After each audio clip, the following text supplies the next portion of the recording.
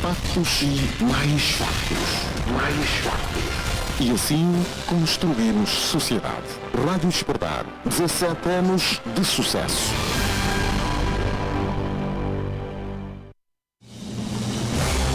Prova dos factos. Prova dos factos. Prova dos factos. Prova dos factos. A verdade só chega quando se faz a prova dos factos. E faz-se agora, todos os domingos, na Despertar.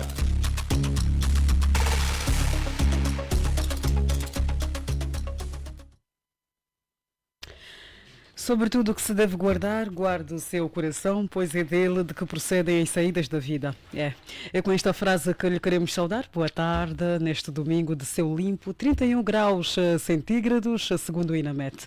Hoje, 18 de fevereiro de 2024, trabalha para si o Celestino Chivela, na sonorização. A técnica de Edgar Elias, a coordenação geral de Horácio dos Reis, a apresentação, ou seja, na apresentação estou eu, Claudimir da Costa. E vamos assim fazer mais uma prova dos factos que marcaram a semana. Queremos, por isso, convidá-lo a acompanhar-nos também na nossa página do Facebook Rádio Despertar Angola. Os nossos convidados residentes já estão em estúdio. Sociólogo Gilson Saluce, boa tarde, bem-vindo. Como é que foi a sua semana, doutor? Boa tarde, Claudimir. Na verdade, Gilson Saluce é politólogo, como bem sabeis. Compreendo que terá sido um lapso língua. Exatamente. Bom, a semana, de certeza, foi um pouquinho agitada, não é? Com algumas emoções a mais, mas no final sempre o que vale é ter corrido bem, como dizem os latinos, o fim coroa a obra, não é? Terminamos a semana, começamos agora uma outra, sendo assim não podemos ter ilusão maior que não a certeza de que ela terá corrido bem. Estamos aqui, existimos, pensamos, como dizia Descartes, cogito ergo. Boa tarde, seja bem-vindo. Boa tarde para si. Hoje está um pouco mais preparada, né? ainda bem que viramos a câmara só para os convidados, assim a curiosidade dos ouvintes vai aumentar. Também quando... As mulheres têm uma característica só mesmo delas, né? E as africanas, então, pior. Em nome de todas as mulheres africanas, muito obrigado. Melhor. Desculpem-me lá, senhor. Melhor ainda. A minha semana foi igual, bisavô. Muito bem. Agora sim, pelo Partido UNITA, Dr. David Kissadila, é a primeira vez que preenche o nosso painel. Boa tarde, seja bem-vindo. Muito obrigado. Vou pedir, peço desculpas ao Dr. David, vou-lhe pedir que mude de microfone. Estamos a ter aqui uma pequena realimentação que certamente vai desagradar a quem nos está a ouvir. Agora parece que sim, muito obrigada pela compreensão. Uma vez mais, boa tarde, seja bem-vindo. Muito boa tarde, cara jornalista. Muito boa tarde a todos os companheiros aqui do painel. Uma boa disposição para quem estão a acompanhar, portanto, este programa. Muito bem. Muito bem, agora sim estamos em condições de avançarmos com os nossos temas. Já sabe que procuramos sempre analisar os temas que marcaram a semana, portanto hoje não será diferente. Vamos abordar ao longo do nosso programa os seguintes temas. Justiça, ONU exige libertação imediata do empresário Carlos São Vicente numa altura em que o tribunal nega ouvir o patrão, entre aspas, da secreta angolana, suspeito de desvio de milhões do Major Lussat. Segundo Guerra em Cabinda, a Fleca Armada anuncia a morte de 10 pessoas entre nacionais e estrangeiros.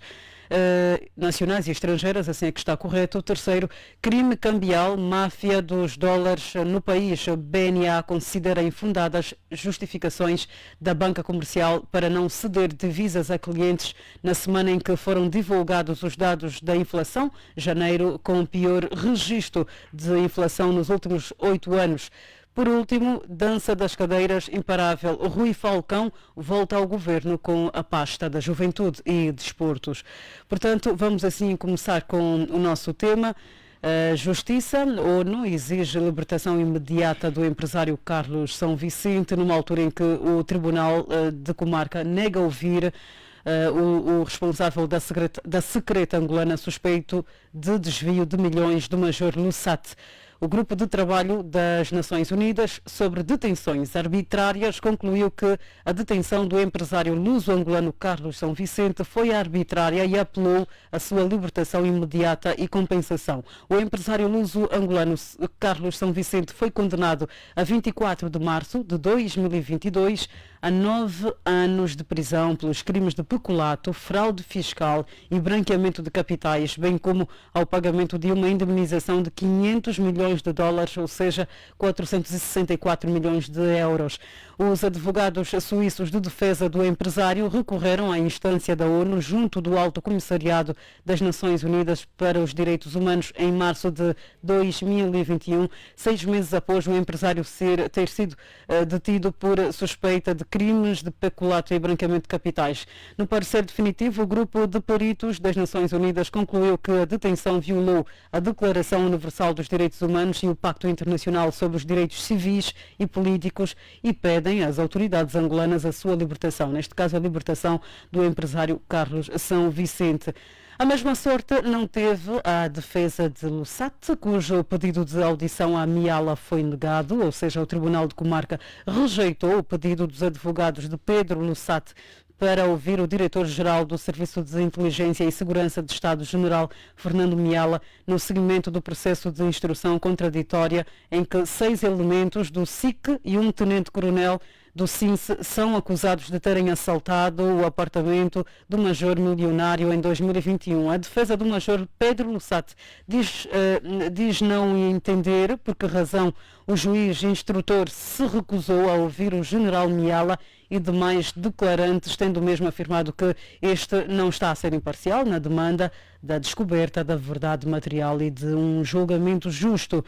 Bem, será este um caso que devia merecer também a atenção do Alto Comissariado das Nações Unidas, tal como mereceu o caso que envolve o empresário Carlos São Vicente? Dr. Saluce, começamos por si. Penso que provavelmente mereceria alguma atenção da Organização das Nações Unidas e eventualmente os representantes de Lusat, o próprio Lusat, tivesse escrito também para o Comissariado das Nações Unidas ligado às temáticas que têm a ver com os direitos humanos. Como bem disse, devia escrever, Dr. Saluce. Sim, tem esse direito enquanto cidadão, claro, e tem crença nos organismos internacionais que de uma ou de outra forma exercem um papel fundamental naquilo que são as decisões dos Estados por conta das pressões que podem fazer, e com toda certeza que tem esse direito, podia exercê-lo. Como bem disse, portanto, este relatório do grupo que vela pelos direitos humanos ao nível da Organização das Nações Unidas só foi possível porque os representantes legais de Carlos São Vicente terão escrito, claro, para este organismo.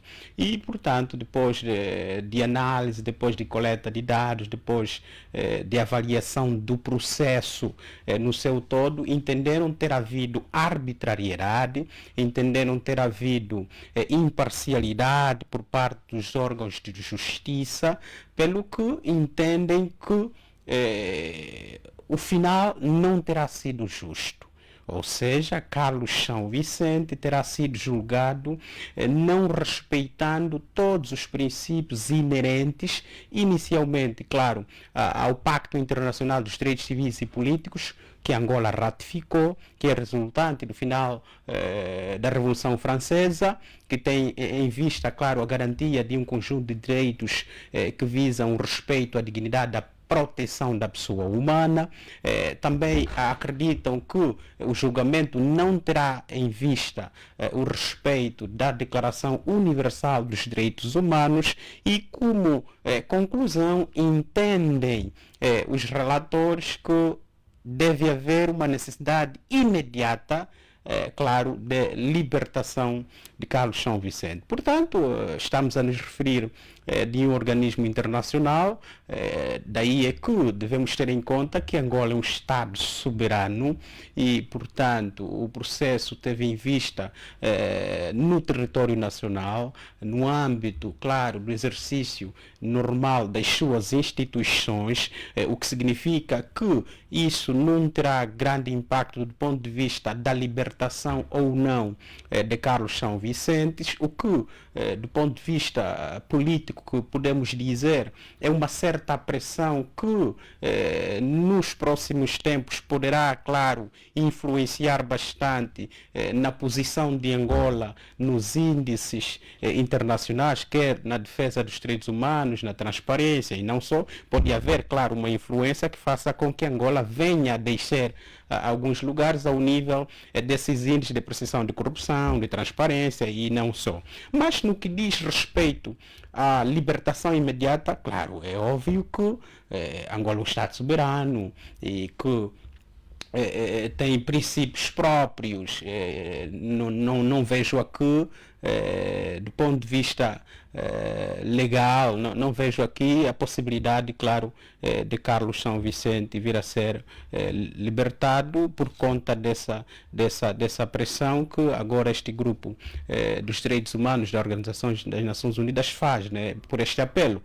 O que eu acredito é que isso pode vir a ter algumas implicações internacionais no que diz respeito à condição, à posição de Angola na arena internacional, ou seja, a compreensão sobre a defesa, a proteção dos direitos humanos. Isso sim, a compreensão que se tem de Angola pode mudar relativamente à imagem que a comunidade internacional tem. Por quê? Porque consideram que terá havido arbitrariedade, consideram que o julgamento de Carlos Justiça. O que é que isso quer dizer? Isso, do ponto de vista político, quer dizer que alguma coisa não vai bem, e claro, já temos estado aqui a discutir que, do ponto de vista da justiça, nós temos enormes esforços de que há necessidade de se fazer melhor, de modo a que a justiça seja efetivamente imparcial, de modo a que ainda a não justiça... é, Dr. Saluce. Não percebi? Ainda não é imparcial.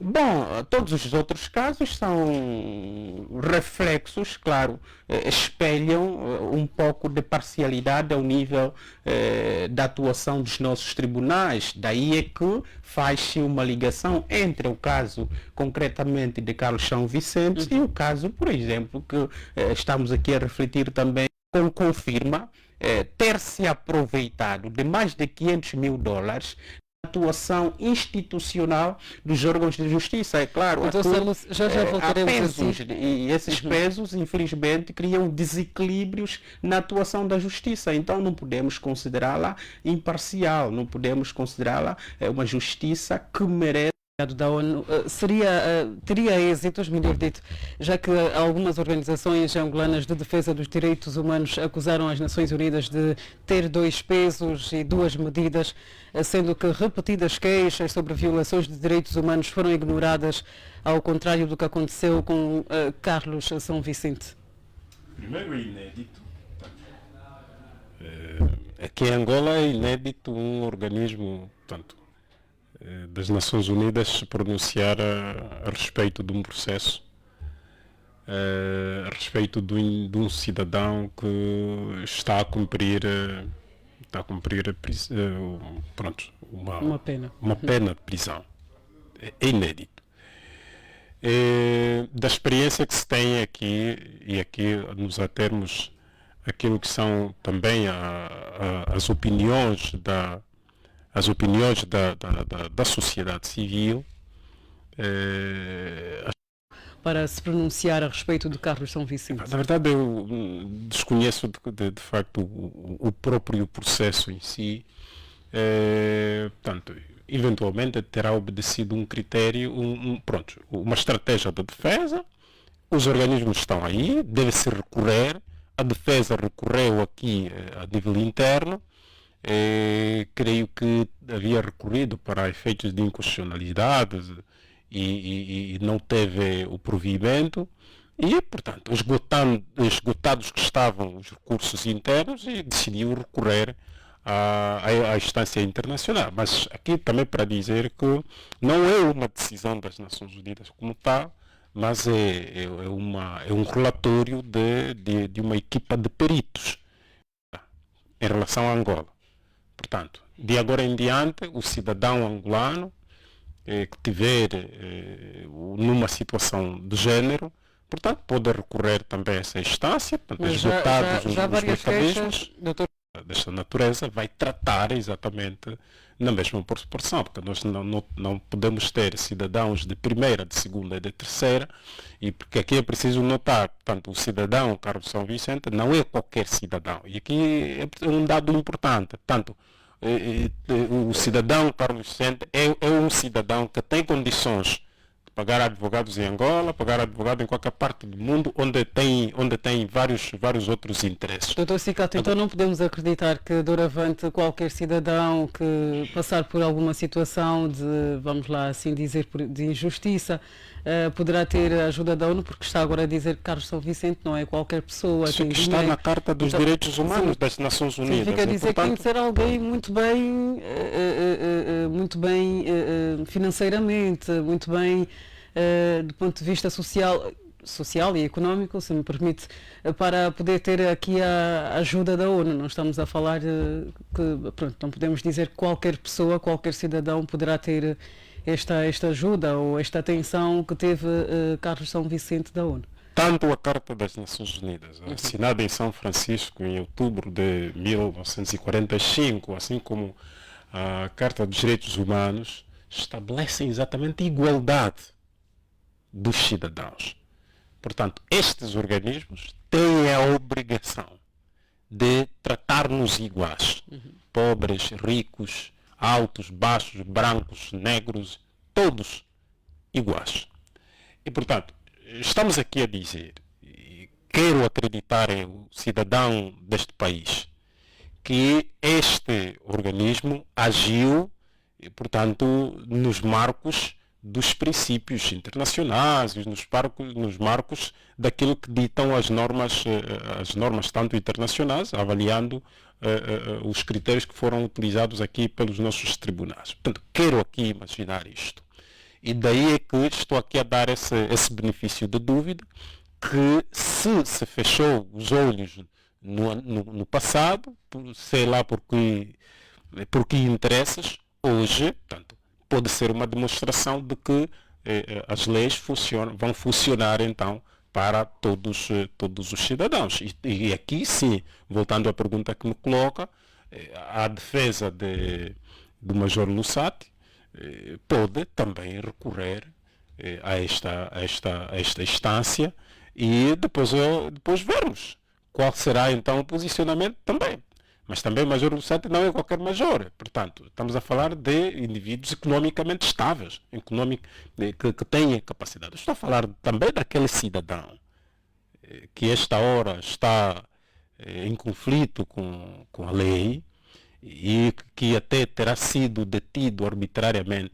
Para os ouvintes terem uma ideia, aqui em Angola, do jeito que acontece, esta hora há um crime, um indivíduo que presume-se que tenha cometido um crime, a polícia vai na tua casa, pula o muro, bate todo mundo que está lá dentro, arrasta, leva, mete no carro. Não se obedece absolutamente a critérios. Portanto, o mandado de captura é assinado sei lá por quem, cada um no âmbito dos seus poderes. Ainda estamos até agora ainda no tempo de sabe quem sou. Portanto, o tempo de este é o fulano, tanto é que essa presunção que estamos a fazer de Carlos São Vicente é porque o Carlos São Vicente é genro de Agostinho Neto e, portanto, não é qualquer cidadão, é empresário com muitos ativos, não é? E, portanto, esta é a interpretação que muita gente está a fazer, que esta comissão terá eventualmente decidido porque o Carlos São Vicente tem muitos interesses financeiros a nível de muitos desses países. Bom, vamos esperar que não e esperamos também, apesar desta decisão não ser vinculativa, portanto, não é uma decisão obrigatória. O Estado angolano pode acatar se assim o entender, e pode alegar outros, vários mecanismos, pode utilizar outros mecanismos para nem sequer fazer. Por quê? Porque o Estado angolano simplesmente pode dizer, olha, essa é uma decisão dos tribunais e, portanto, aqui em Angola os tribunais são independentes e, portanto, o governo angolano não interfere absolutamente nisto. E os tribunais angolanos também podem se remeter a silêncio ou, no dia seguinte mesmo, averiguar realmente e ter em conta esta decisão deste organismo e libertar. Mas há aqui um dado final mesmo, que é, tanto uma quanto a outra não enfraquece o país. Portanto, se o país entender libertar Carlos São Vicente e, tendo em conta os dados todos e provados que houve realmente arbitrariedade, houve ilegalidade na prisão de Carlos São Vicente, claro que estará exatamente a administrar corretamente a justiça, mas também se entender que foi correto e todos os passos foram dados, portanto cumpriu-se a lei, estará claramente também a fazer o seu trabalho. Portanto, que em suma... Doutor Cicato, só mais uma pergunta para passarmos já a palavra ao Doutor David. Então, pegando-me novamente ao princípio de igualdade a que fez menção há instantes da ONU, da Carta dos Direitos Humanos, pode um pacato cidadão, um cidadão que nos esteja a ouvir neste momento, pensar em, por exemplo, elaborar uma petição à ONU? Como é que ficamos? O doutor disse há instantes que estamos a falar de alguém que está muito bem economicamente e agora ficamos com esta dúvida, mas será que qualquer cidadão, na condição, por exemplo, de Carlos São Vicente, pode escrever para a ONU e ter a esperança de que o seu pedido, a sua petição, poderá ter a resposta desejada? Olha, é qualquer cidadão. Eu digo mesmo qualquer cidadão sem os outros adjetivos. Agora, isto aqui, as normas internacionais e internas de cada país que se aceita democrático ou republicano estabelecem. Portanto, porém, não é só te condenar ou já está na ONU. Não funciona bem assim. Portanto, há mecanismos internos que devem ser esgotados. Desde logo a Constituição. E, portanto, mandam aqueles os que estão a terminar o curso de Direito, os estagiários, que chega lá, na altura em que se estiver a fazer o julgamento, no final, portanto, vai recorrer à instância superior. Portanto, geralmente é o Tribunal Supremo, o Tribunal Constitucional, portanto, depois disso, esgotados aqui os mecanismos, esgotar significa exatamente recorrer a estes mecanismos. Há outros órgãos que se podem recorrer. Se esgotar esses mecanismos não teve provimento e achar mesmo assim ainda injustiçado, este cidadão pode recorrer então agora aos organismos internacionais, portanto, aos tribunais internacionais. Portanto, só se vai lá depois de esgotar aqui internamente. Por quê? Porque nos casos dos tribunais internacionais julga-se exatamente o ente. O ente, no caso, ainda temos o mesmo problema da táxi. Quer dizer, imagine, permitem que isso aconteça. Porque a nível interno há uma burocracia administrativa de justiça e depois há uma arrogância. Depois passa-se a ter uma ideia de que apresentar uma queixa a nível das instâncias internacionais é estar contra o país. Tu és contra o próprio Estado. Portanto, há uma série de mecanismos. Eu, em particular, entendo que sem condições financeiras não é possível recorrer àquelas instâncias. Porque Muito precisará mesmo do patrocínio. E este patrocínio judicial também requer recursos financeiros. Obrigado, Dr. Cicato, por deixar clara a sua ideia. Dr. David, assim vou já colocar duas questões. A primeira, quais são, a seu ver, os motivos pelos quais o Tribunal de Comarca terá negado ouvir o General Miala, uma das peças fundamentais para o esclarecimento deste caso?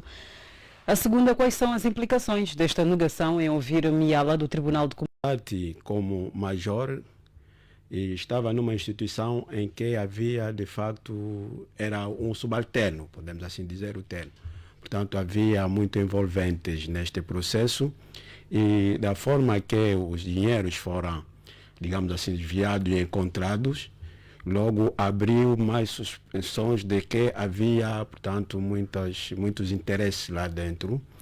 E isto foi demonstrado, basta ver que o processo no seu anulamento, o julgamento, são 48, portanto, indivíduos que foram arguidos neste processo. Mas também, por outro lado, nós acompanhamos as exonerações que foram feitas pelo Presidente da República na Casa Militar, enfim, entidades que ostentavam, portanto, espaço, digamos assim, muito importante no aparelho da segurança do Estado. Não é de estranhar que também, neste caso, já que está a se falar do general Miala, esteja enrolado neste processo, porque, de facto, o que nós vimos são interesses em jogos, de um lado, e depois a própria máfia também funciona junto das instituições ligadas ao aparelho do Estado, sobretudo a nível mais alto. Então, esses elementos todos nos permitem, de facto, desconfiarmos, ou termos, digamos assim, essa compreensão de que, de facto, ainda há pessoas que, de facto, estão envolvidas nesse processo. Ora, isso muitas das vezes ocorre que, de facto, haja, digamos assim, necessidade de proteger alguns interesses e que temos visto. Isso pode cair também na situação do general Miala. Porque Doutor isso, David, aqui quais acha, a seu ver, quais são os interesses que estão a ser defendidos? olha, porque primeiro a imagem do Serviço da Segurança do Estado como um órgão, digamos assim, da defesa dos interesses do país ou do Estado, quer dizer, fica exposta. Isso demonstra logo, de facto, a falta de fiabilidade, ou, portanto, a falta, digamos assim, daquilo que podemos considerar credibilidade das instituições do Estado. Não é? Isto belisca politicamente o próprio partido do Estado, neste caso o MPLA e o seu governo e as suas instituições. É daí que, de facto, aqui a este puxa, não avança para o caso do general Miala. Imagina que seja julgado na qualidade da pessoa, do estatuto que ele ostenta. Isso, de facto, pode dar um benefício de que há uma certa transparência em termos da justiça, a igualdade, portanto, digamos assim, de tratamento de casos. Mas isto foi até, inclusive, dito pelo próprio presidente João Lourenço, quando disse que os cidadãos, seja grande ou pequeno, são igual perante a lei. Mas o que nós vimos muitas das vezes é aquilo que chamamos de justiça selecionada, ou seja, portanto, os processos de justiça, muitos deles são selecionados para poder demonstrar que há combate à corrupção, mas protegendo os interesses de um determinado grupos que detêm, de fato, o controle do poder político, econômico, e há essa proteção. E, aliás, há N casos que demonstram isso. Mas vamos dar benefício da dúvida para terminar, para dizer que se há este processo, deu-se a possibilidade que seja a partir do mês de fevereiro, que estamos, não é?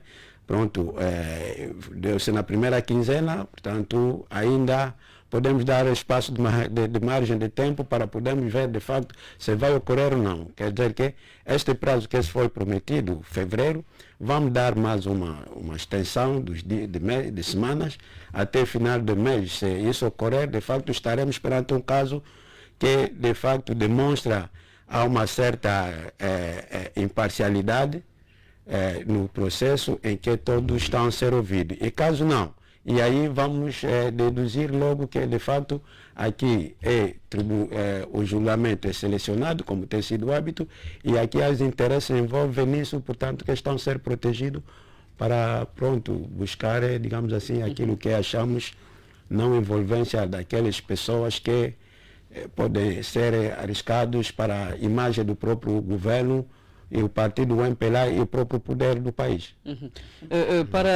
Eu sei que o Dr. Saluce está já a pedir a palavra.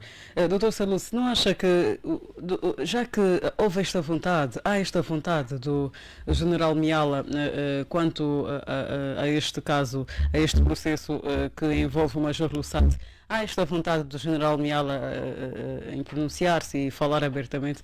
Não acha que devia ser agora ele ouvido em vez de ser negado, por exemplo? Bom, tratando-se de um caso que, como já disse a semana passada, expõe a nudez do nosso sistema de justiça e, claro, de alguns órgãos importantes do Estado, estamos a nos referir dos serviços de segurança e inteligência do Estado, em que agora, nesse caso do Major Lussati, estão mesmo envolvidos num processo de roubo, ou seja, pessoas que foram incumbidas a responsabilidades de promover a transparência, a gestão nos atos públicos dos cidadãos, a legalidade por parte da atuação dos cidadãos, estarem envolvidos em questões de roubo. Isso é vergonhoso. Daí é que parece-me não haver, de um lado, essa predisposição do próprio Miala, mas do outro também, como disse o Dr. David, haver aqui questões ligadas à preservação e proteção de interesses que de um ou de outro modo estejam a ser tidos em conta, não é? Interesses esses que movem, claro, os titulares de cargos ao nível das instituições de justiça e, claro, que de uma ou de outra forma concorrem com os interesses que dizem respeito aos indivíduos, no caso Miala e outros que estão envolvidos nesse processo. Daí é que, tendo em conta isso, é pouco provável e, claro, já a falta de predisposição de se ouvir o Miala, isso quer mesmo efetivamente dizer que a questão do saque, a questão do roubo dos dinheiros que o Major Lussati também diz ser seu, mas que o Ministério Público diz não ser seu, ter assambarcado, ter usurpado do Estado, provavelmente pode não vir a se resolver. Daí é que parece-me haver aqui uma certa necessidade de a Assembleia intervir ao nível, claro, das suas competências no que dizem respeito à fiscalização dos órgãos do Estado. Porque o Major Lussati já escreveu à Assembleia, onde fez menção, claro, deste pormenor também, em que os valores apresentados oficialmente não são compatíveis, isto são palavras do Major Lussati, não são compatíveis com os seus valores deixados nos apartamentos em que foram extraídos. Ou seja, o Major Lussati diz ter mais dinheiro do que o dinheiro que dizem ter tido, ou seja, do que o valor que foram encontrados ao nível das suas residências. Significa que alguma coisa não estará bem. Significa que instituições com responsabilidades muito grandes nesse Estado são também promotoras de ações não muito boas, são promotoras de ações ilegais. E mais do que isso, está-se a tratar agora de roubo, porque desapareceram valores. Ou seja, uma vez que um dos oficiais do SIC diz não, eu próprio também aproveitei-me de mais de 500 mil dólares. Um outro vai dizer, não, o general Miala também esteve lá. Está claramente a dizer que também tirou. E como também tirou, há aqui coisas que vale a pena manter no silêncio. Daí é que parece-me haver aqui uma tentativa de preservar interesses coligados entre a justiça e, claro, os serviços de segurança e inteligência do Estado, o que é mau, não é? Essas instituições são, por excelência, a última ratio da garantia da legalidade do Estado, da garantia da moral pública, da garantia e, claro, a concretização do fim da impunidade e envolverem-se em atos como esse de roubo vergonhosos. Pensamos nós que isso põe em maus lençóis, efetivamente, as nossas instituições e que até é vergonhoso discutir isso. E uma das formas, penso eu não sei o que é que diz, já para terminar, o que dizem os estatutos das pessoas, das entidades ligadas aos serviços de segurança, mas para a credibilidade das nossas instituições, para o respeito do papel e a função, por exemplo, que o general Miala exerce nesse país, era bom que, de forma individual, se predisponibilizasse para, claro, prestar os comentários e as declarações necessárias para efeito de esclarecimento deste processo. Por quê? Porque é muito vergonhoso uma figura como a dele estar envolvida, estar ligada, arrolada a questões que de antemão são vergonhosas, dizem respeito a roubo e não fica muito bem. Eu acredito e apelo, portanto, o bom senso, já que a justiça se nega, mas que quem gosta de justiça se ofereça para fazer justiça. No caso, o general Miala ofereça-se para prestar declarações que são bastante necessárias, claro, para a clarificação do processo e dos elementos à volta do processo. Obrigada, Dr. Saluce, por esta nota adicional. Vamos agora passar já para o segundo tema. Guerra em Cabinda. A FLEC Armada anuncia a morte de 10 pessoas entre nacionais e estrangeiras. Entretanto, disse à Lusa, o Ministério das Relações Exteriores do Brasil, que as autoridades angolanas não registaram quaisquer mortes de brasileiros em confrontos na região do Mayombe. De acordo com informações recebidas de autoridades locais, não há registro recente de morte de cidadãos brasileiros em Angola. Respondeu ao governo, neste caso respondeu o governo após anúncio dos independentistas de Cabinda. Segundo o líder da FLEC-FAC, Emanuel Nzita, que falou em exclusivo à Rádio Despertar, os militares angolanos e os cidadãos brasileiros foram sim mortos nas aldeias de Kizungo e Tando Macelele, no município de Belize, assim que está correto, região do Mayombe, no norte de Cabinda. Emanuel Zita diz que várias vezes tentaram dialogar, mas sem sucesso. A fonte da Embaixada Brasileira, importa aqui acrescentar, disse também não ter informação sobre os cidadãos brasileiros e acrescentou que não foram acionados os canais consulares. Certo é que este é um problema que não pode ser ignorado pelo governo angolano, Dr. Cicato. O governo angolano que até hoje mantém-se em silêncio sobre este acontecimento. Na verdade é um assunto que diz respeito ao Estado. Nós estamos recordados que Angola está em paz desde 2002, portanto o entendimento entre o governo e a UNITA, mas assinou-se um memorando também, creio no dia 1 de agosto de 2006, no Namibe. Portanto, no Namibe, entre o governo e o Fórum Cabindês para o Diálogo, que resultou até na integração de alguns dos antigos guerrilheiros da FLEC, pronto, ao governo. Nós vimos o general Bento Bembe, que até assumiu primeiro ministro sem pasta, depois secretário de Estado para os Direitos Humanos e por aí adiante. E, portanto, parecia que tudo estava amenamente bem, mas há uma outra fação da FLEC, portanto, que se não servia nesta direção, que negociou com o governo e decidiu manter-se. De outra forma, estamos a dizer que o país não está em paz. O país ainda está em guerra em alguns pontos. Portanto, há foco de conflito armado. E este ponto chama-se Cabinda.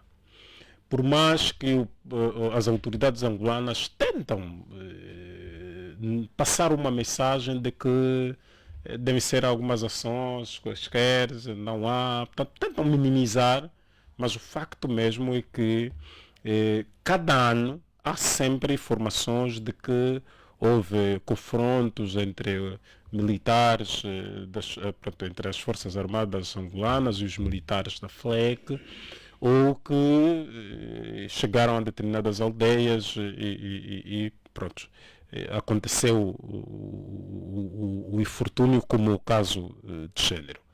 Portanto, aqui duas leituras devem ser feitas. Primeiro, Cabinda é aqui próxima. E o discurso político e militar deve alterado. Nós precisamos necessariamente que o governo diga em que posição é que nós estamos. Portanto, há ou não guerra em Angola? Isto tem que ser claro. é possível ou não conversar com os membros da FLEC? O que é que eles defendem de concreto? Nós estamos a criar focos que se estão a alastrar apenas por arrogância e ego. O governo angolano tem capacidade suficiente, tem quadros suficientes a nível das Forças Armadas de negociar paz duradoura. E vou-lhe dar um exemplo. Nós tivemos um conflito armado que durou cerca de 27 anos. Fundamentalmente, nesta última parte do conflito, o conflito entre o MPLA, entre o governo liderado pelo MPLA e a UNITA, que era um conflito que quase que não se tinha esperança de que deveria terminar. Este conflito acabou. E acabou não é com a ajuda internacional. Acabou porque os angolanos, a dada altura, entenderam, compreenderem-se, sentaram à mesma mesa, aconteceu mesmo aqui no Luena, no Chico, sentaram à mesma mesa, concluíram o processo aqui. É isso que E, portanto, está a faltar isto. E já se conseguiu em 2006, em agosto de 2006. Portanto, há uma fração da FLEC que não concordou. Ok, então por que não trazer para o diálogo esta fracção? Portanto, o governo angolano fica enfraquecido em quê? Absolutamente nada. Muito pelo contrário. O país ganha mais reputação e ganha mais de investidor do que o cidadão estrangeiro manter do jeito que está, o status quo, é que o cidadão estrangeiro, para ir para Angola, precisa pensar duas vezes. Portanto, ele pode ir até toda a parte do país, mas não quer ir à Cabinda. Será que este silêncio da parte do governo angolano revela a falta de vontade? Este silêncio, silêncio em relação a este último ataque? Não, isto não é falta de vontade. Aliás, a nível da estratégia militar, para quem percebe bem, os governos sabem fazer essa gestão melhor. Portanto, o governo não vai aceitar, não vai vir aqui ao público a dizer, olha, houve isto. Aliás, estamos a falar de cidadãos também estrangeiros. Exatamente. Portanto, se cidadãos estrangeiros morreram em Angola, o governo angolano precisa até prestar esclarecimento àquele governo específico, portanto, para o desinteresse dos outros cidadãos. Mas também, como o governo angolano adotou a posição de negação, de que em Angola não há conflito, portanto, o conflito terminou em 2002 e, portanto, em Cabinda terminou em 2006 e, portanto, não há mais conflito, nessa altura não vai aceitar. Portanto, não creio que seja menos verdade a informação deste representante da FLEC do que a confirmar. Eu não acredito que um indivíduo com responsabilidade que tenha venha no órgão público dizer, olha, não, isto aconteceu, enquanto as autoridades angolanas dizem que não. Portanto, é esta posição. É preciso se dar voz a estes grupos também, porque também nós não sabemos o que é que eles defendem de concreto. É o que aconteceu, por exemplo, recentemente, fazer uma colagem rapidamente, com as lundas. O que é que aconteceu com as lundas? Andou-se aí um grupo protetorado, ninguém conseguia dar ouvido, era só ouvir num dia seguinte, assassinaram uns, mataram uns tantos. E sabe o que é que aconteceu numa calada da noite? Hastearam a bandeira e criaram um hino. Depois, no dia seguinte, o Estado foi apanhado com calças à mão. O resultado é prender uma série de tantas tias e depois mandar para casa no dia seguinte. Portanto, essas questões, na verdade, sim, são questões de segurança nacional, são questões muito sérias que requerem os serviços de inteligência tratarem sobre o assunto, mas para Cabinda já é um assunto muito político. E sendo um assunto político, até muito histórico também, já se conhece, nós desde que Angola é Angola, o problema Cabinda já foi tratado como uma parte. Tanto é que na primeira Constituição da Angola, tanto independência da Angola e Cabinda também, quer dizer, não se fala e o Ambo e Cunene também, mas e Cabinda também. Portanto, esses processos precisam exatamente de uma discussão maior, mais ampla, mas o que é essencial para essa questão dos conflitos, e eu gostaria também aqui apelar, sei que aquele indivíduo aí da FLEC me está a ouvir, até porque falou nessa rádio, apelar também à sensibilidade das autoridades militares da FLEC, que não é com esses focos lá nos bairros matar pessoas que resolvem o problema. Criem factos políticos e não militares. Criem condições, mecanismos que permitam aqui o governo angolano. Mas disse o líder que já tentou várias vezes conversar. Disse que já tentou várias vezes tente conversar. sempre. Tente Mas sempre. quando não há vontade, doutor Cicato, quando a outra parte não quer conversar, não há conversa. Mas terá que haver um dia a conversa, porque haverá sempre necessidade. E o exemplo mais claro que vos dou é sobre o conflito que nós tivemos em Angola. Vocês vão ler o meu livro sobre os acordos de paz daqui a pouco e vão ver o percurso da Angola até chegar à paz final. Quantos outros acordos tivemos, quantas negociações, quantos contactos, quantas tentativas falhadas. Mas no final houve um acordo de paz. É exatamente isso que se precisa nessa altura. Portanto, a FLEC é que não se canse.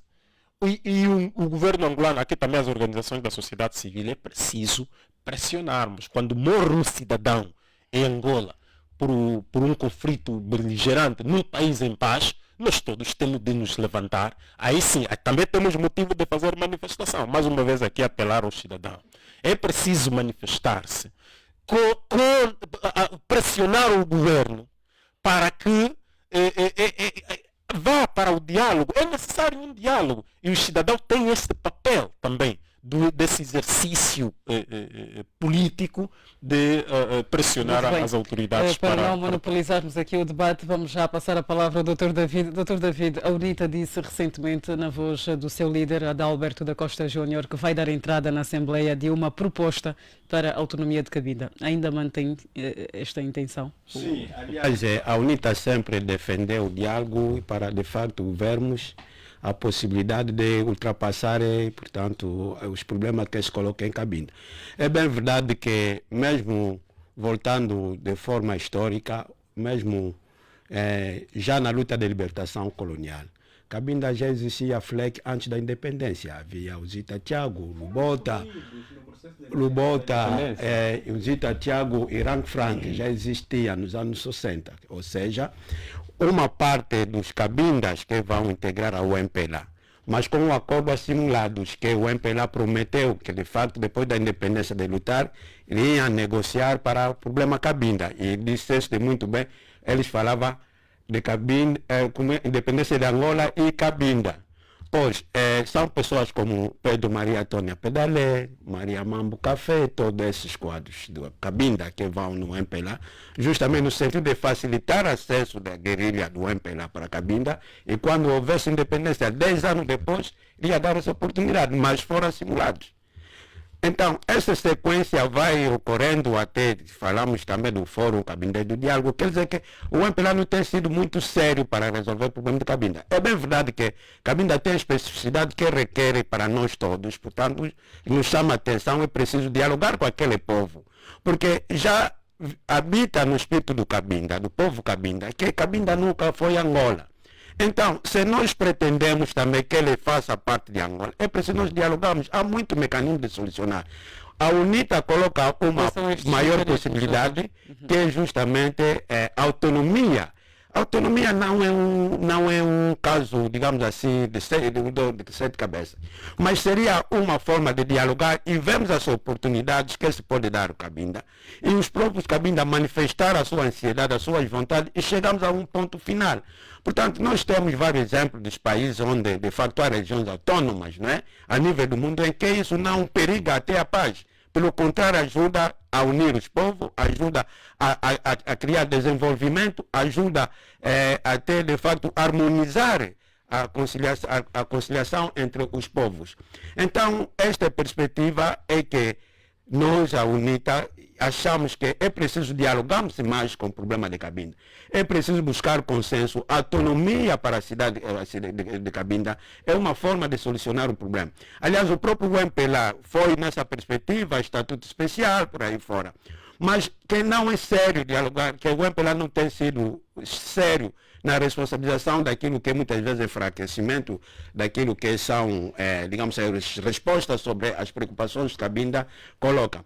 Então, é assim que nós temos visto, sempre há movimentos reivindicativos, em Cabinda há guerrilha, isso continua, isso não satisfaz com que de facto a Angola inteira consegue falar da paz, porque quando um povo nessas circunstâncias está nessa situação, não vamos dizer que a Angola está em paz. Então, nós pensamos que é uma grande mensagem que a UNITA deixa, e aliás nós vamos colocar mesmo, conforme o nosso presidente, a direção do nosso partido assume, vai colocar, portanto, uma proposta parlamentar sobre a autonomia de Cabinda. Quer dizer que é matéria em curso que requer, de facto, que possamos abordar e buscarmos soluções definitivas para o problema de Cabinda. A Angola sairá a ganhar com isto. Doutor David, enquanto alguém que domina a história do nosso país, o que é que está por detrás deste conflito, sobretudo da parte da FLEC? Para quem nos está a ouvir e está, vamos assim dizer, pouco abalizado sobre o assunto,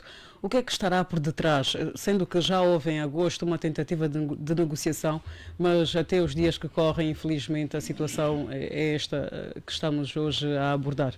Ok, é assim, quando da ocupação colonial de Angola, Cabinda foi considerado protetorado da colônia portuguesa. Eu vou me explicar. Quando se fala protetorado, Portugal teve dificuldade, portanto, de poder, digamos assim, ocupar militarmente, ocupar economicamente todo o país, hoje Angola. Então, ele teve que ceder determinados poderes aos autóctonos nativos para poderem, portanto, assumir determinada responsabilidade. É assim que, em Cabinda, houve acordos do governo colonial português. Temos acordo de Simulambuco, por exemplo, em que Chifuma e a outra. Então, esses acordos permitiram que, de fato, o reconhecimento do povo Cabinda, uma certa, portanto, como dizer, responsabilidade sobre o seu território. E, aliás, as Nações Unidas naquele tempo, na altura, estou a falar nos anos 40, 45, um pouco mais em cima, em que, de fato, o próprio Cabinda estava desmembrado fora, portanto, do resto de Angola. É por isso a descontinuação de Cabinda também geograficamente explicável. Quer dizer que, geograficamente, Cabinda está mesmo fora de Angola. Por quê?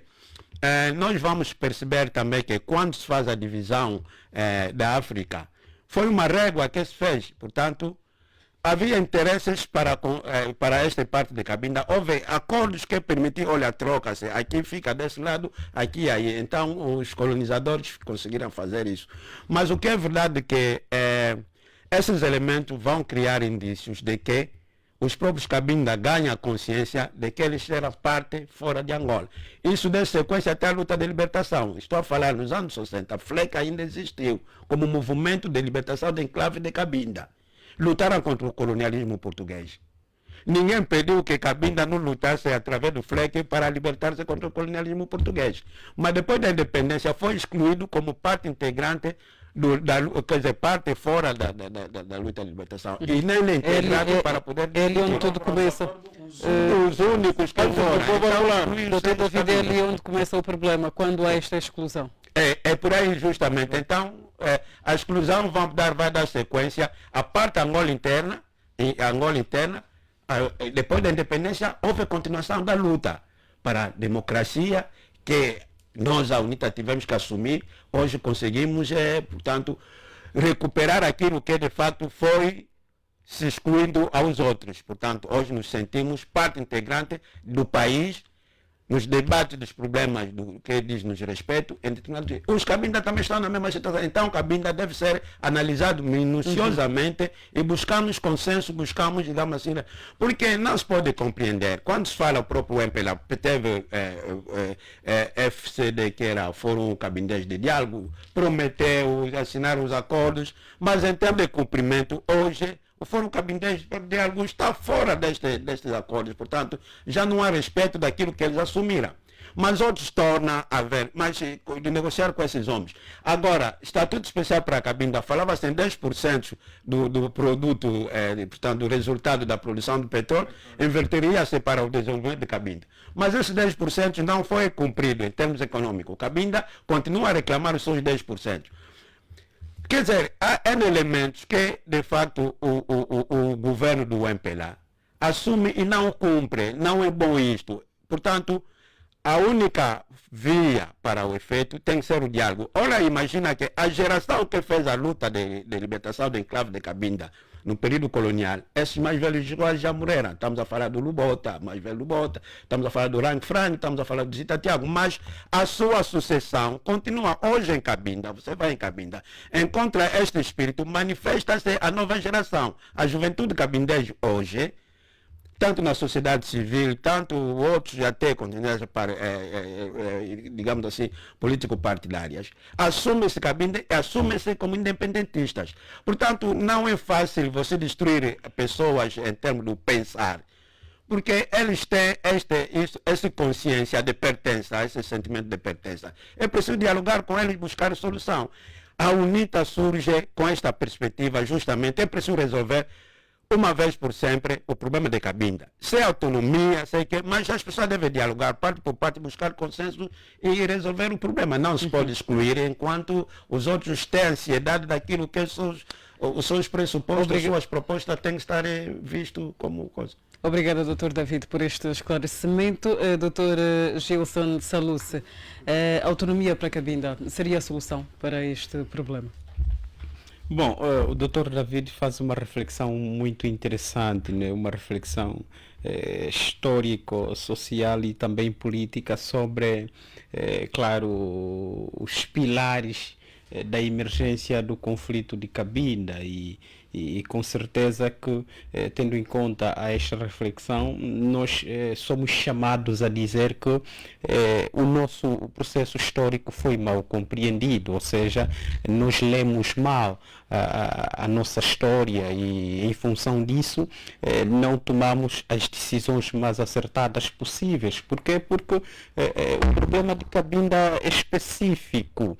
Essa ideia, por exemplo, que o mais velho David traz aqui sobre o sentimento de pertença dos nossos irmãos de Cabinda, leva-nos a processos históricos longínquos. Por quê? Porque, como disse muito bem o Dr. David, os portugueses tiveram muita dificuldade do acesso ao norte.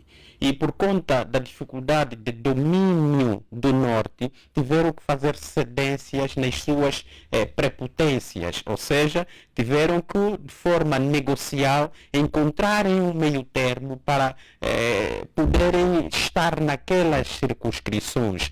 Daí é que recorreram para esses efeitos a uma das formas de Estado, que é o famoso Estado protegido. Isso estuda-se em ciência política, em que, como no norte, com particularidade, aqui estamos a tratar o caso de Cabinda, eu vou me referir a Cabinda, como no norte as entidades soberanas não queriam transferir os seus poderes sobre as suas regiões, no caso em específico sobre Cabinda, então entenderam que era fundamental, nos termos da defesa daquilo que em relações internacionais chamam de ius legatione, ou seja, do direito de estabelecer relações com os outros Estados, que isso fosse possível por via de Portugal. O que significava dizer o quê? Que Cabinda manteria sob gestão, administração, governação das entidades soberanas de Cabinda, mas para efeitos de estabelecimento de acordos internacionais,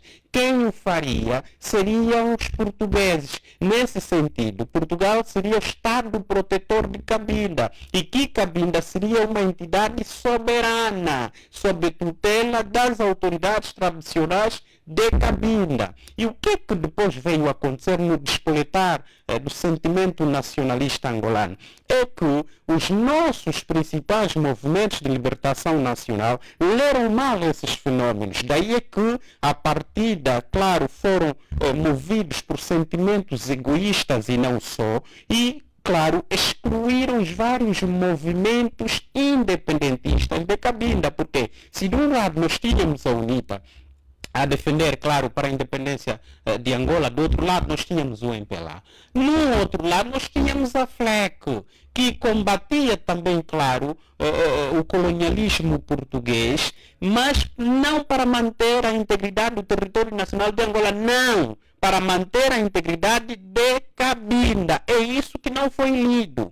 Como os nossos pais fundadores leram mal isso, o que aconteceu é que excluíram esses movimentos cabindenses no processo que veio a dar a independência de Angola. E tendo feito, não resolveram o problema, antes pelo contrário, alimentaram ainda mais o sentimento de pertença, como disse o Dr. David. E o que é que se pode fazer num contexto como esse? Nós já tivemos, por exemplo, o Tratado de Paz de 2006, que resultou num conjunto de princípios, cláusulas sobre a problemática de Cabinda, em que o primeiro elemento era a amnistia, ou seja, que os militares da FLEC seriam amnistiados, depois que houvesse cessação dos conflitos, e por outra o enquadramento das forças militares da FLEC, portanto, nas Forças Armadas Angolanas. Isso não foi bem compreendido. O que se passa com Cabinda não é uma questão de estatuto especial. O problema de Cabinda, hoje mais do que nunca, nós temos que ter a coragem, falo nós, o governo, o Estado tem que ter a coragem de compreender que hoje mais do que nunca, tendo em conta a coexistência desses conflitos e o não assumir da existência de guerra em Cabinda, porque existe guerra, estamos a falar de 10 cidadãos que morreram, 3 são brasileiros e 7 são angolanos, como nós lemos nas notícias, e são angolanos ligados às Forças Armadas Angolanas, são das FARC. O que significa que nós temos hostilidade, temos guerra em Cabinda. E o que é que temos que fazer hoje? Uma vez que a lógica do Estatuto Especial não funcionou, uma vez que persiste a ideia da autonomia por parte do sentimento de pertença dos nossos irmãos de Cabinda, eu acho que é mais do que necessário que todos nós tenhamos a coragem de lermos a especificidade de Cabinda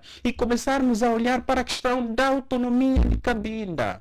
Não temos dúvidas, todos os autores que escrevem sobre a problemática de Cabinda, enfim, como recomendação, como conclusão, propõem que se paute pela autonomia, ou seja, a autoadministração de Cabinda, que se constitua em Cabinda governos regionais. Mas se nós estamos constantemente a imitar os portugueses, por que é que também não conseguimos imitar aquilo que é bom? Olha para Portugal, nós temos regiões autônomas, temos Açores, temos Algarve. Olha para a Espanha, nós temos também regiões autônomas, temos, por exemplo, Catalunha, uma região autônoma. Isso, a autonomia que se possa garantir às regiões do território, não faz com que se anule o Estado unitário. O Estado unitário não deixa de existir. Cabinda não vai ser um Estado, vai ser simplesmente uma região autônoma, com governos próprios, com especificidade, que vai por si mesma tratar de questões muito específicas, que possam ser as questões da água, saneamento e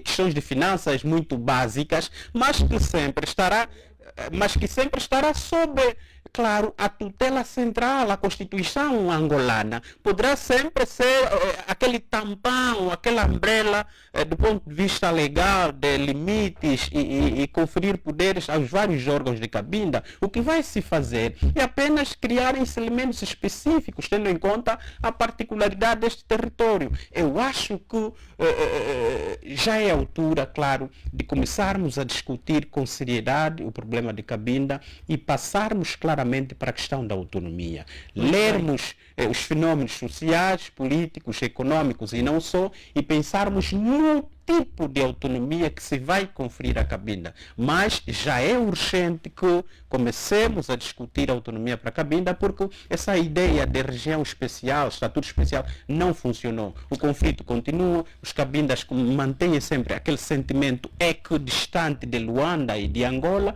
daí é que alimentam ainda mais a ideia de uma nação que não é parte de outras nações que compõem, portanto, as várias nações do território nacional, mas que é fundamental que o Estado angolano tenha coragem para discutir com seriedade e com profundidade e, claro, de forma muito aberta a questão para a autonomia de Cabinda. Muito bem, vamos agora Com 14 e 19 minutos a seguir para o nosso terceiro tema. Se só agora sintonizou o seu rádio, esta é a Rádio Despertar, a rádio que desperta a sociedade. Estamos a olhar para os assuntos que marcaram a semana aqui na Despertar e não só. Vamos assim seguir com o nosso terceiro tema. Tem a ver com o setor económico, é sobre economia, aliás, que vamos agora falar. Crise cambial, máfia dos dólares no país. O Banco Nacional de Angola considera infundadas justificações da banca comercial para não ceder divisas a clientes na semana em que foram divulgados os dados da inflação. Janeiro com pior registro de inflação nos últimos 8 anos. O Banco Nacional de Angola anunciou que o Tesouro Nacional vai disponibilizar, ou seja, neste caso disponibilizou no dia 14 de fevereiro, no passado dia 14, aos bancos comerciais 300 milhões de dólares.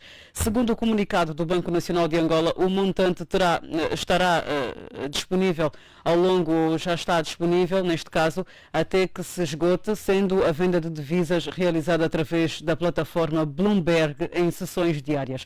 Entretanto, os bancos comerciais têm vindo a mostrar indisponibilidade de cedência de moedas estrangeiras, sobretudo o dólar e o euro, aos requerentes. Recentemente, o empresário Bento Kangamba disse que existe no país um grupo que detém o negócio do dólar. É um sistema, Dr. Cicato, é um sistema económico cada vez mais fragilizado, apesar da troca de peças, por exemplo, feita, aliás, pelo Presidente João Lourenço no setor, e de outras medidas, como por exemplo essa do Banco Nacional de Angola, que disponibilizou 300 milhões. O problema do Banco Nacional de Angola não está nas pessoas que passam por lá. Não, isso é o sistema geral. Nós temos que compreender primeiro quem é que alimenta a máfia. O que alimenta a máfia dos dólares é o próprio Banco Nacional de Angola. Depois, os próprios bancos comerciais. Alguma coisa não está bem explicada. Essa conversa aí da carochinha entre o Banco Nacional de Angola e os bancos comerciais, isso é nos atirar a areia nos olhos. Alguma coisa está a funcionar mal. Por quê? Porque o Banco Nacional é regulador e também tem a responsabilidade de fiscalizar estes bancos. Portanto, não tem sentido até que os bancos comerciais venham dizer uma coisa e o Banco Nacional de Angola venha dizer outra coisa. Portanto, onde é que estão as autoridades então? Portanto, estamos num estado selvagem onde quem deve fiscalizar? Claro, o Banco Nacional de Angola. Uhum. Portanto, tem, aliás, o Estado, não é? Estamos a falar do Estado, que quando estes comerciais, os privados, dizem que não têm, portanto, o Estado deve acionar os mecanismos e exigir destes que devem apenas cumprir os instrutivos do Banco Nacional de Angola. Mas essa conversa não acaba aqui. Angola não tem dólares há quantos anos? Há muitos anos. Eu pessoalmente, que estou a lhe dizer, nunca mais vi dólares. Não sei, os meus colegas. Eu nunca mais vi. Nunca mais vi. Ainda vai encontrar. Nós tivemos aqui a título comparativo, nós tivemos uma altura em que era difícil encontrar dólar no banco, mas era mais fácil encontrar dólares com as senhoras e no mar. Doutor Saluso, o que é que deve ser feito para que haja maior transparência? Agora, com estes 300 milhões disponibilizados pelo Banco Nacional de Angola, o que é que deve ser feito para que haja maior controlo? Eu normalmente não tenho muitas opções, senão apenas fazer com que o Banco Nacional de Angola exija que se cumpram apenas as normas, porque as normas estão ali. O Banco Nacional, quanto entidade, claro, está ali para receber o mandato. E deste mandato deve fazer cumprir os bancos comerciais. Apenas isso. Portanto, nós podemos entrar em discursos. Não tem havido, com isso podemos concluir que não tem havido o devido controle. Deve haver penalização até mais duras, mais severas. E bastante duras. Para que os bancos comerciais tenham esta consciencialização. Porque se não há dólares então nos bancos, como é que os dólares param na rua? Exatamente. Passe hoje mesmo. de frente como é que chama aquilo? Aquele supermercado que está no Talatona. Não vou dizer aqui o nome porque não me pagam, não é?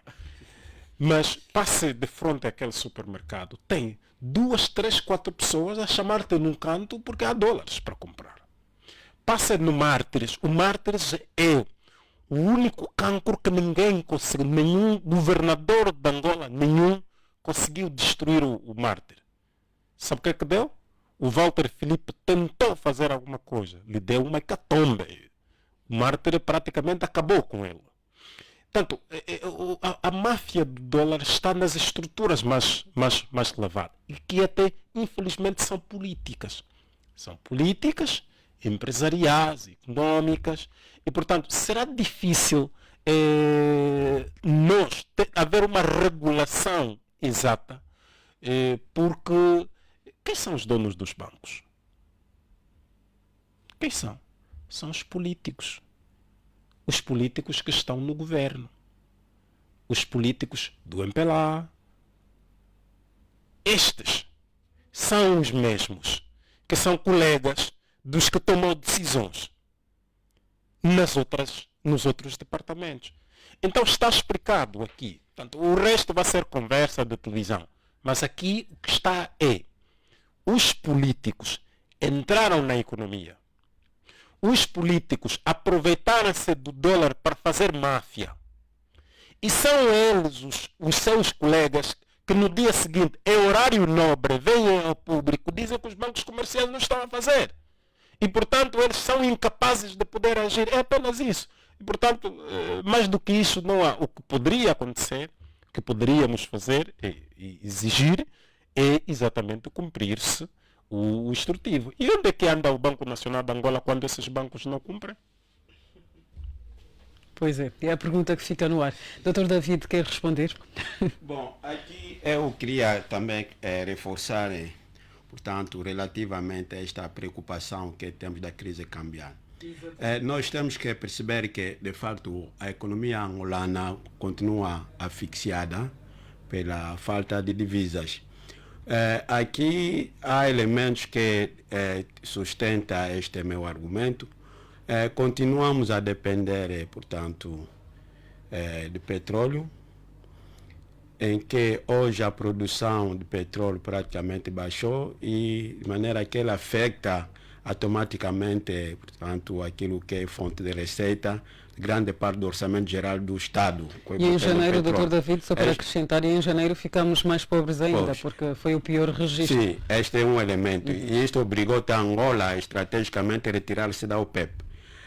Temos uma economia em que depende das importações de bens simples, básicos, até que nós podemos aqui produzir, que são os bens da cesta básica, enfim, outros bens, equipamentos, serviços. Este é outro elemento, quer dizer, nós compramos para fora, nós não nos preocupamos a produzir internamente para podermos ter o abastecimento interno e o excesso para vendermos fora, buscarmos divisas. Ficamos a depender portanto, da importação de petróleo. Este é outro elemento a ter em consideração, é que nós estamos a recorrer sempre à dívida, portanto, externa, ou seja, nós chegamos ao ponto em que a nossa dívida externa chega até ao limite daquilo que é o Orçamento Geral do Estado de Angola aprovado tem. Quer dizer que quase 60% do Orçamento Geral do Estado aprovado é para pagar a dívida externa, o que é grave. Quer dizer que dos dinheiros que é para grandes projetos, para o funcionamento do aparelho do Estado, do governo e do país, fica apenas 40%. Ora, não há espaço de manobra para o país crescer, ou para o país ter, digamos assim, resultados satisfatórios em termos daquilo que tudo pode se implementar. Então, aí impõe-se esta correria de todos os quadrantes sobre a necessidade de obtenção de divisas. Ora, para termos um tratamento de saúde, digamos assim, adequado, as pessoas aqui não encontram serviço de saúde capaz de, muitas vezes, somos obrigados a ir aqui próximo, na Namíbia, até a República Democrática do Congo, para buscarmos serviço de saúde. Doutor para David, escolas... Doutor David, não acha que estes 300 milhões vão, assim, de certa forma, minimizar o problema. Mas não é suficiente também, porque estamos a ver que numa economia que depende, portanto, de importação, todo serviço tem que se buscar fora do país.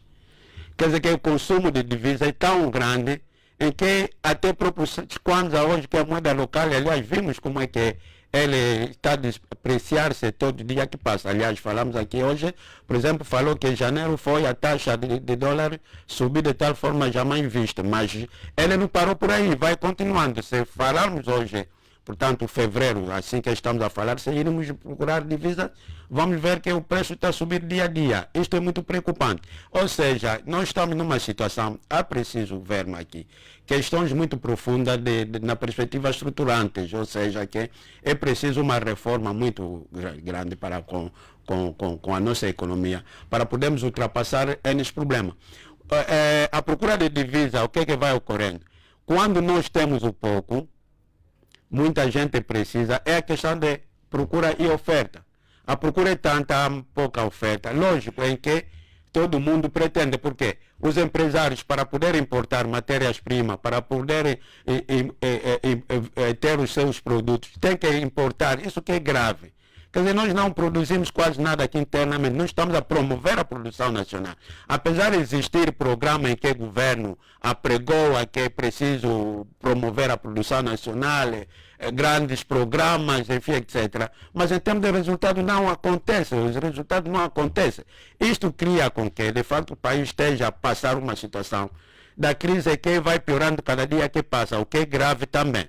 Então, é assim que, conforme estamos a dizer, que os empresários vão nos bancos comerciais, onde são orientados, portanto, chega lá, não encontra divisa, porque, de facto, esse dinheiro praticamente não existe, é pouco, mas para N interesses. Uns vão solicitar para poderem fazer tratamento fora do país, outro para poder importar, outro para, quer dizer, quase todo o trabalho, até os estudos, enfim, etc., outro consultoria, enfim, etc. Quer dizer que o país está amarrado numa situação em que eu tenho acompanhado muitas das vezes as declarações da ministra das Finanças.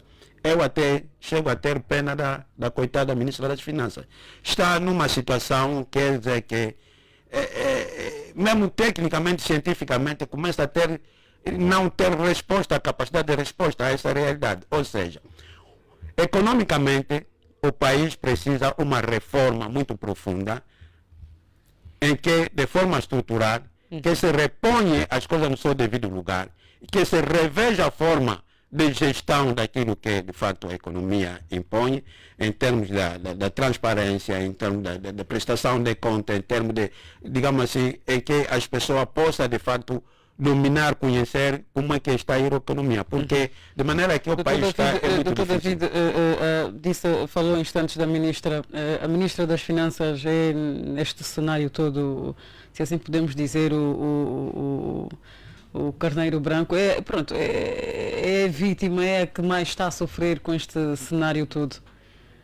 Sim, porque... Não é da vontade dela que esta situação eu ocorre. vejo agora, parece que há uma estratégia do partido governante, neste caso o MPLA, de buscar coitadas senhoras meter em lugares de poder, de tomar as decisões, por exemplo, o caso do Ministério das Finanças.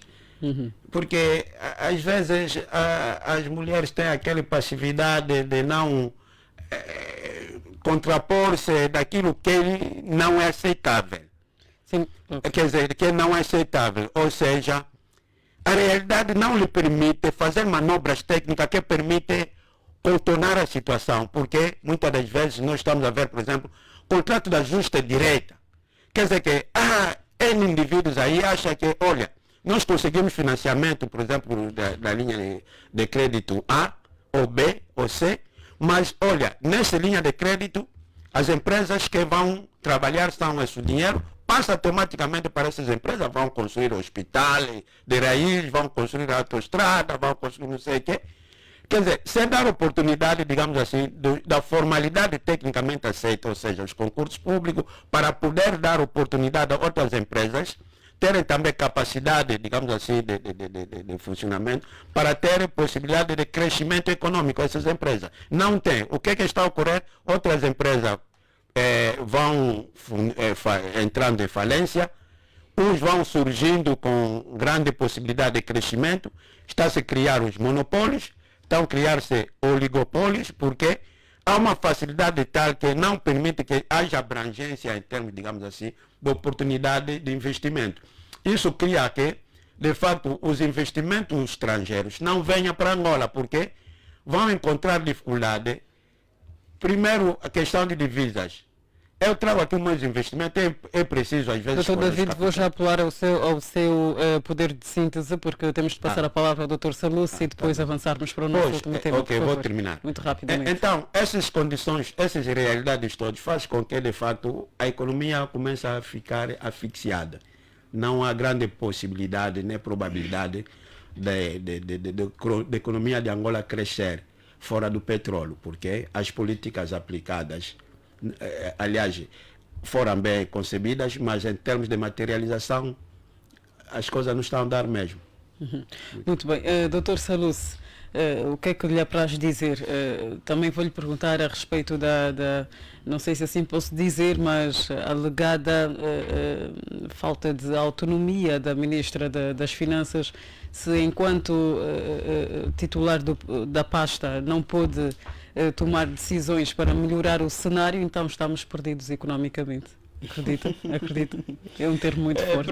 Para quebrar o gelo, permita-me dizer que, diferentemente do Dr. Cicato, eu tive a sorte de há pouco menos de 2 meses ver dólar e euros, não é? Olha que bom. Mas claro, não nas minhas mãos, nas mãos de alguém. Pronto. Já lhe ia pedir para partilhar connosco. Bom, esse problema dos dólares tem muito que ver, só para fazer uma espécie de conclusão do que disseram os meus colegas, tem que ver com uma máfia de Estado. Eu não sei se devemos ter pena da Ministra das Finanças ou não. Sabemos nós que, do ponto de vista da configuração do nosso sistema político, ela também não está revestida de poderes para tomar decisões de forma autónoma que visam, claro, a melhoria das condições financeiras do Estado. Por quê? Porque é uma mera auxiliar do titular do Poder Executivo. Ou seja, em Angola, quem manda em tudo, até nas finanças, na economia, não são os ministros, é o Presidente da República, e chama-se João Lourenço. Esse é o grande problema e ponto final. Já disse, esse problema dos dólares é uma máfia de Estado, foi fomentada por uma má compreensão da política. Por quê? Porque os políticos também viraram empresários, os empresários foram arrastados para a política, e o que temos estado... Com certeza, refiro meus políticos que detêm o poder. Sim, refiro meus políticos que detêm o poder. E como consequência disso, é claro que temos uma entidade fiscalizadora, temos uma entidade reguladora que está incapaz de impor limites na atuação dos bancos. Esse é um grande problema.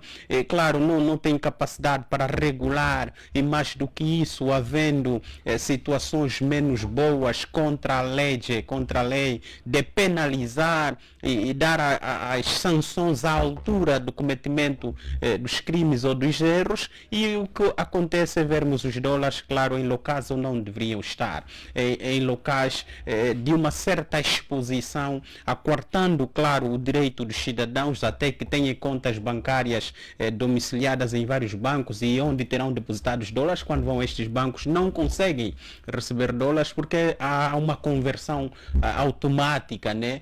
O que de antemão é mau. Eu acho que o pior de tudo isso é que em maus lençóis fica continuamente a nossa economia. Ela não cresce. E a consequência do não crescimento de uma economia é a reprodução de desigualdades sociais, é a reprodução de pobres. Ou seja, nós hoje somos um país pobre, mas amanhã poderemos vir ser duplamente pobres. Por quê?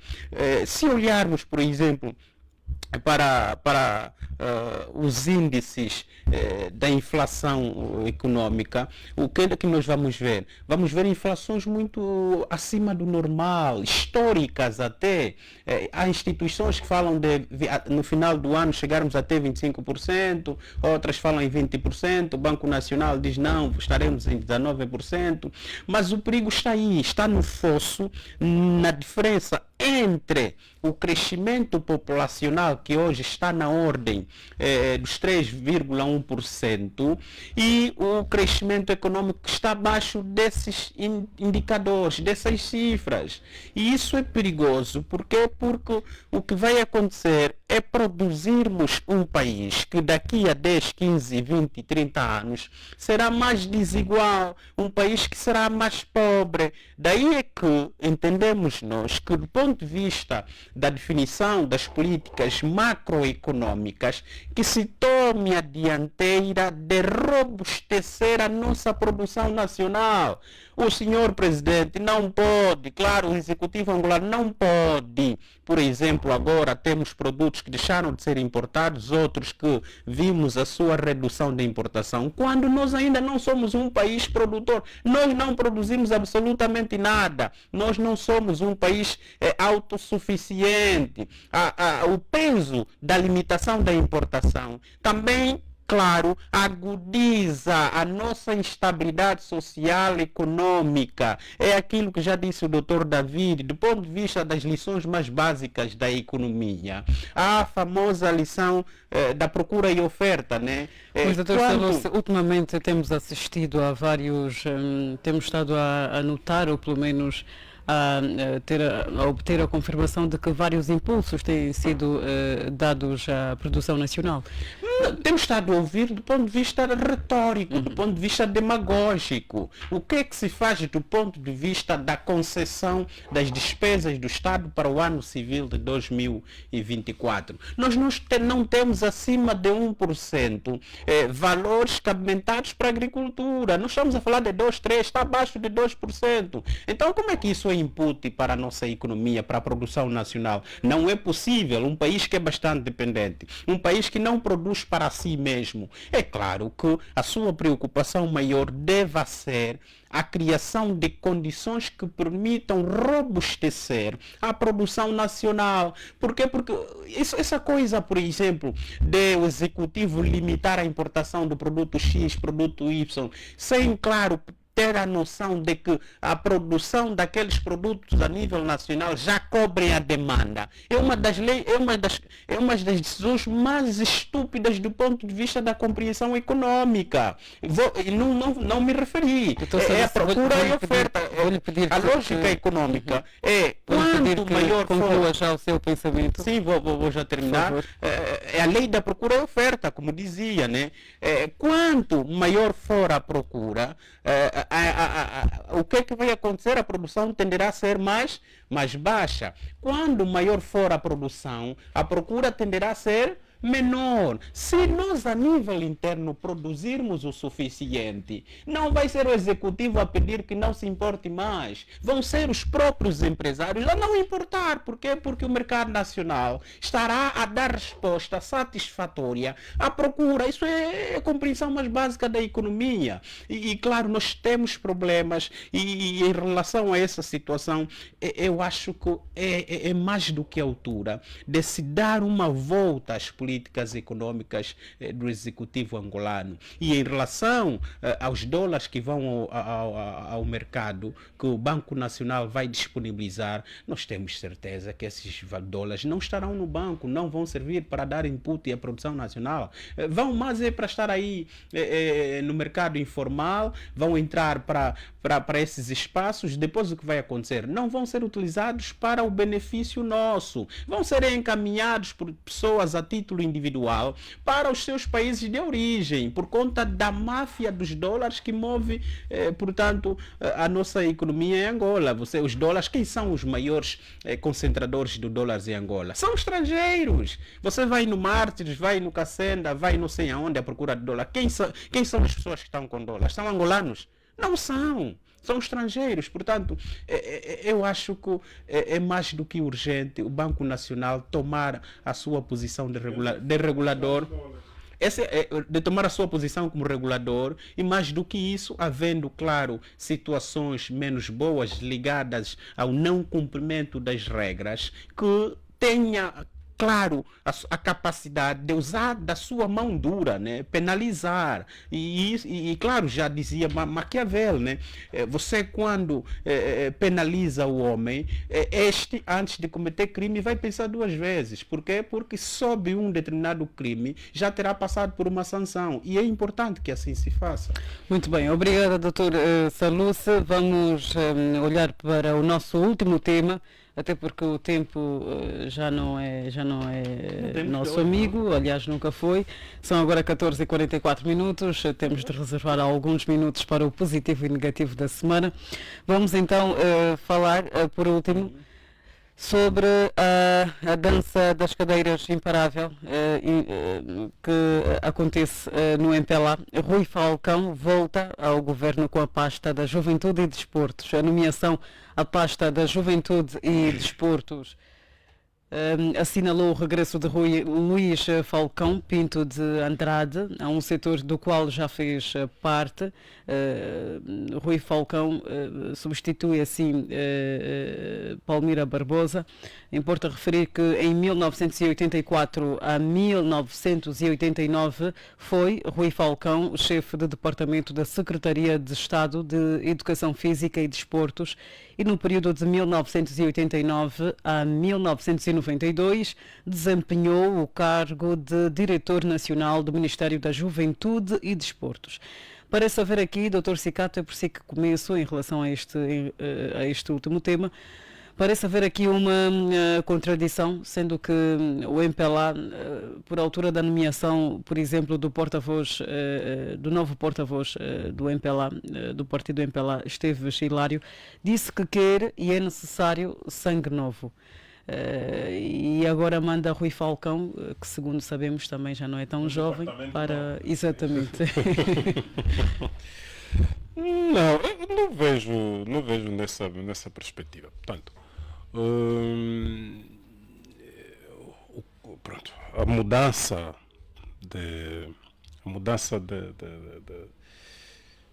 titulares obedece sempre o critério do líder. É o que conhece melhor as suas peças, as pessoas com quem quer trabalhar no âmbito daquilo que é a sua estratégia definida para o alcance de um objetivo específico. A única coisa que transpareceu aqui é que o presidente João Lourenço está sem alternativas. Portanto, não é que não haja no MPLA pessoas com capacidade, mas parece-me que não tem alternativas de pessoas de confiança, do ciclo de confiança. E porque também para essa questão da administração, a confiança política é sempre necessária. Daí que nós vemos as mesmas pessoas a serem mudadas de um ponto, de um sítio para o outro. Eu acredito que uma das razões que levou a antiga ministra a ser exonerada deve ser, sublinho aqui, deve ser, a prestação,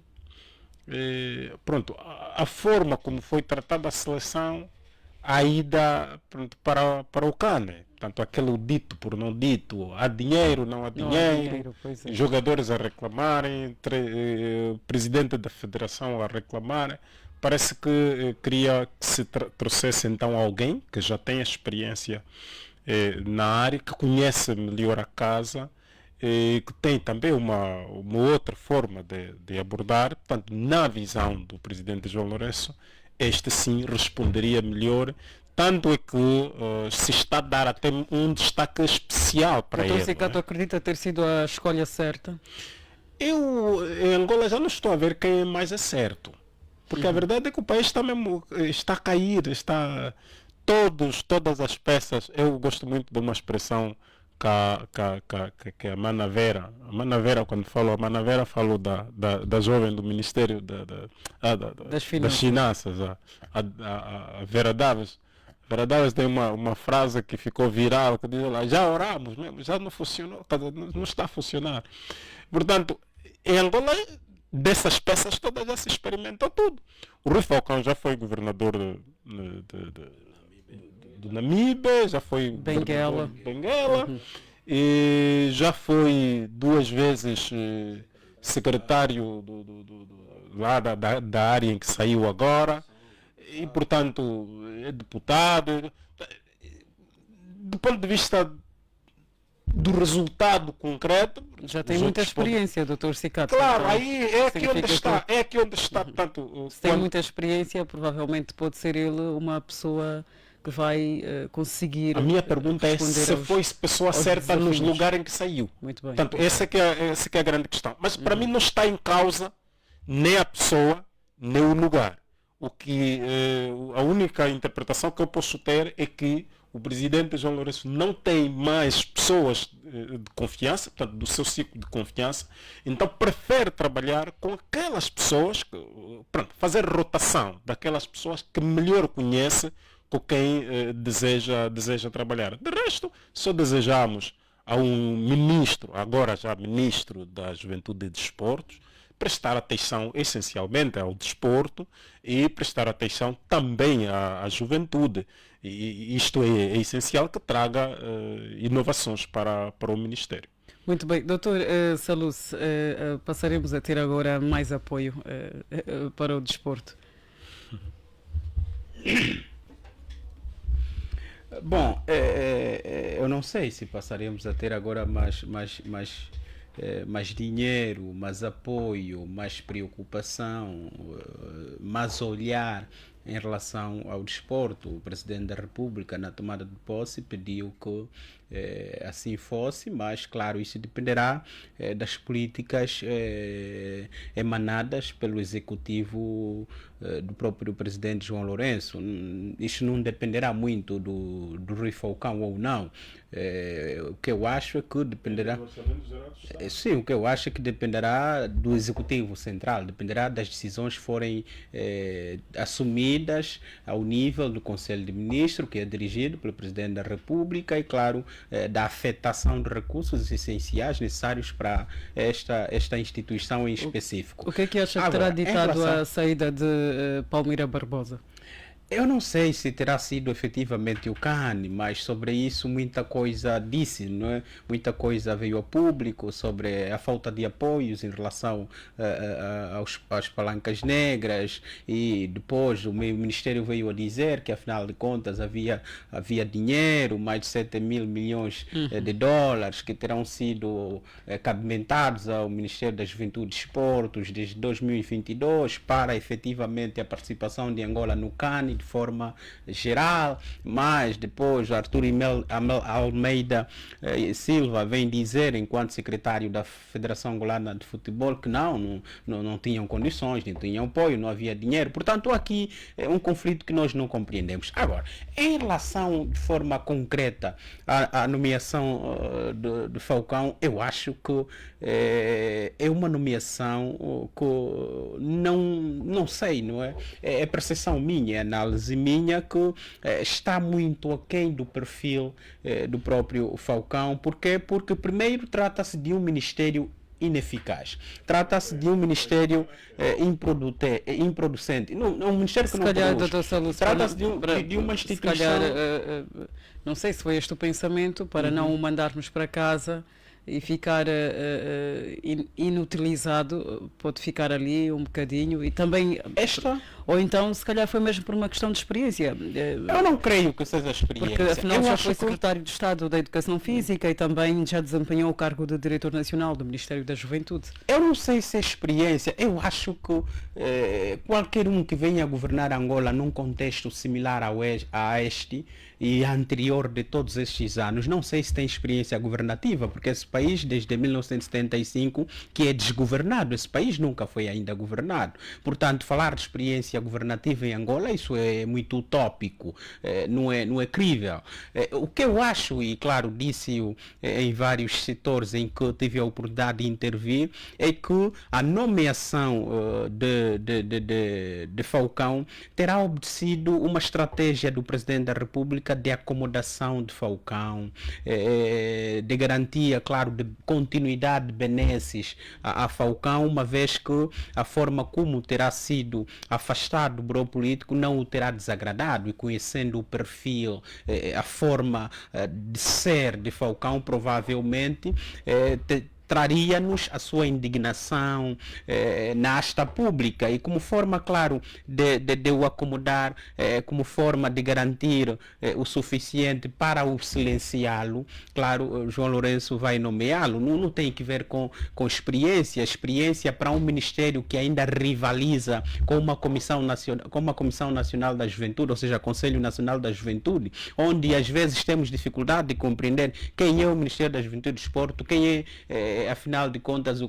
Conselho Nacional da Juventude, onde você às vezes olha para Isaías Calunga como Ministro da Juventude e Desporto e olhava para Palmira Barbosa como um efeito decorativo, né? Uma espécie decorativa de uma instituição que é pouco tida, achada ao nível do Conselho de Ministros. O que representa, por exemplo, o Ministério da Juventude e Desporto ao nível da decisão política no Conselho de Ministros? Eu penso que é um ministério que está só ali para cumprir o seu papel, daí que, como forma de acomodar, de assentar e de silenciar Rui Falcão, portanto, João Lourenço o nomeia para um ministério que é disfuncional, para um ministério que não cumpre, claro, com as demandas ao nível das políticas sociais da juventude. Portanto, é um ministério que não existe. O Ministério da Juventude, Desporto e Angola é o Conselho Nacional da Juventude, que é conduzido por Isaías Calunga. Não é proporcional à figura de Rui Falcão o ministério que agora vai conduzir.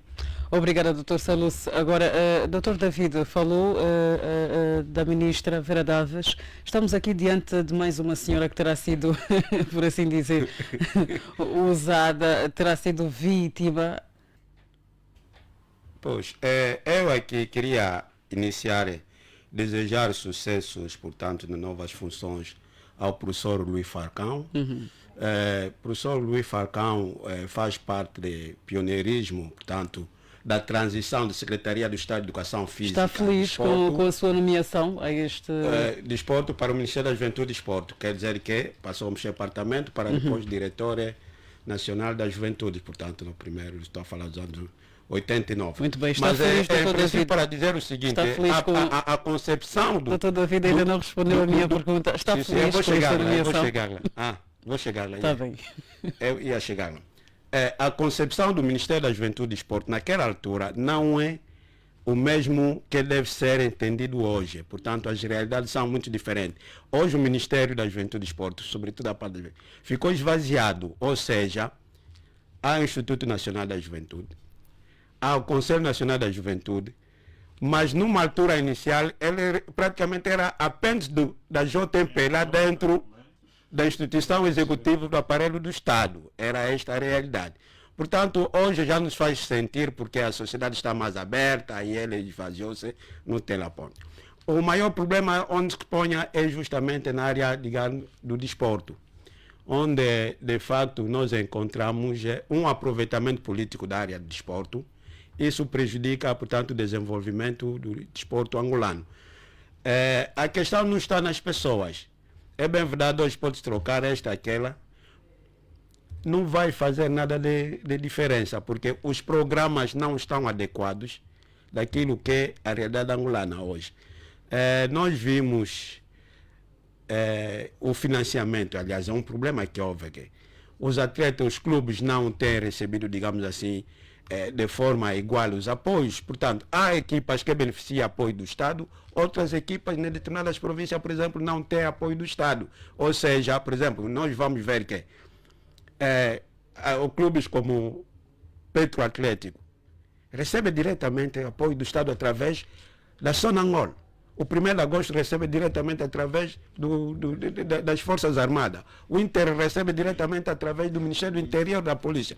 Mas se irmos nas equipas do interior, no UIJ, por exemplo, estamos a falar a Caixa do UIJ, nem tem apoio, como é que vai elevar um desporto equilibrado a nível da província? Enquanto nós soubemos que... Doutor David, como já não nos resta mais tempo, gostaria que fôssemos diretamente ao ponto. Primeiro, está feliz com esta nomeação de...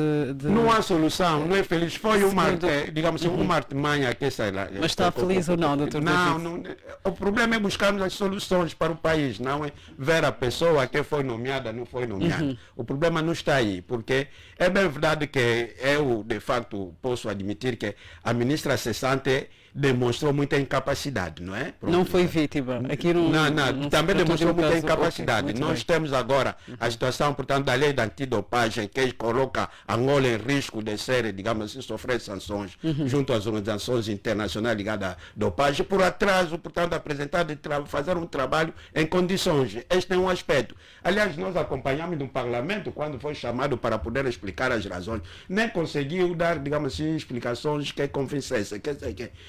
É uma coisa ser atleta, é outra coisa, portanto, ser gestor público, portanto, governar ou dirigir uma instituição do Estado. Então, aí onde demonstrou, de facto, em termos práticos, muita debilidade. É bem verdade, não só se põe a ele, mas os quadros que este Ministério dispõe, muitos deles hoje já não estão no ativo. Ou seja, o país chegou de investir quadros para Cuba, para a Bulgária, para... Aqui mesmo o INEF, Instituto Nacional de Educação Física, havia uma escola em que os quadros eram formados para servir lá. Hoje esses quadros praticamente não estão tidos nem achados, porque cada ministro que viesse, sobretudo os últimos, quer dizer, quando viesse retirar os quadros que estavam lá especializados na matéria, vão buscar pessoas que não têm domínio. Esvaziou-se essa capacidade. Hoje o Ministério da Juventude e Esporte está como está aí obsoleto, portanto, não consegue, digamos assim, buscar soluções para políticas desportivas que possa, de facto, elevar, digamos assim, a harmonia no desporto angolano e que desse, digamos assim, frutos satisfeitos. Há um esforço das federações que tem sido acontecido e esse levou com que o secretário, o presidente da Federação Angolana de Futebol levantasse aquele problema. Quer dizer, não há aquela sintonia entre as federações e os clubes, cada um luta por a sua forma. Isso muito que é bem. grave. Positivo e negativo, 1 minuto a cada um para poder então aqui dizer ou então enumerar um aspecto positivo e um negativo que terá marcado a semana. Rapidamente, Dr. Saluce. Eu mas acho que sem muita fundamentação. Vou ficar com negativos hoje. Não vou trazer aqui aspectos positivos, porque, como sempre, também quase que nada temos em relação à positividade no nosso Estado. O primeiro negativo tem que ver com o facto de Angola deixar 2 lugares no índice de percepção da democracia, ou seja, no que diz respeito ao Estado Democrático de Direito, nós decaímos. Portanto, também não podemos fazer muitas ilações em relação a isso, porque a nossa realidade não pode ser teatralizada. O meu segundo negativo tem que ver efetivamente com as mortes em Cabinda, apelando que se faça de concreto alguma coisa, que se converse, que se use o diálogo como ferramenta para a resolução do problema de Cabinda e que se comece a discutir fervorosamente a questão da autonomia de Cabinda. E, por fim, o meu terceiro negativo tem que ver com os 964 milhões de dólares pertencem do Estado angolano, da Sonangol, que andam aí na China e diz ter estado sob tutela de Manuel Vicente, e o pior, o vergonhoso silêncio e cumplicidade do Ministério Público por via do organismo que vela pela como é que chamam, o Serviço Nacional de Recuperação de Ativos, que tinha conhecimento da existência desses créditos em valores financeiros, em bens imóveis, em participações na China, e nem fez constar nos relatórios ligados ao Sistema Nacional de Recuperação de Ativos da existência deste valor. É uma vergonha, é um negativo também desta semana. Muito bem, Dr. Sicato, um positivo e um negativo. O Dr. Saluce já quebrou a regra, espero que não o faça também. Sim, sim. O primeiro positivo, claro, como não poderia deixar de ser, é o lançamento do livro do Dr. Ruben Anastácio Cicato. É uma obra que se recomenda ler, tanto Jonas Savimbi, o Homem e a Obra, né? Recomenda-se a ler. E eu olho para duas dimensões. Percebe-se na obra que Jonas Savimbi foi em si uma escola, foi um produto de formação de quadros. Sem muita fundamentação, por favor, Dr. Exatamente. Cicato. Já não temos tempo, por favor. E o Dr. Cicato foi um desses produtos. Aliás, nota-se até no seu próprio posicionamento enquanto pessoa. Outra nota positiva tem a ver com o presidente João Lourenço ter reunido os presidentes do Congo e o presidente do Ruanda, tanto à volta da cimeira das Nações Unidas, da União Africana. Portanto, é importante sempre a procura de paz por causa dos problemas que nós temos no leste do Congo. E o meu negativo tem a ver com a estrada da UNITA. A estrada da UNITA, para os ouvintes que não conhecem, não dominam. É a estrada que sai aqui da Casa da Juventude e dá aqui até o desvio dos anos. Portanto, que passa aqui pela Rádio Despertar. Já várias vezes falámos sobre isto.